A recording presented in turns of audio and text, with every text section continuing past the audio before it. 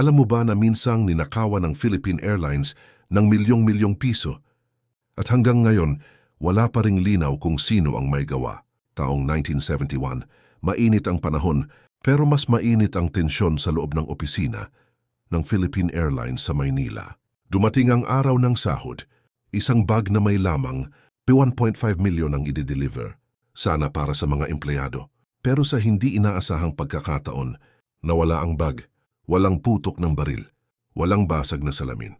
May teorya na may kasabwat sa loob ng kumpanya. Isang taong alam ang galaw ng payroll.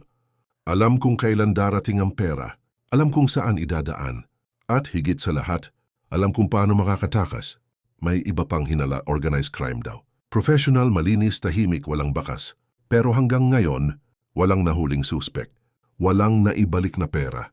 At nananatili, itong isa sa mga misteryong hindi pa rin nalulutas sa kasaysayan ng Pilipinas.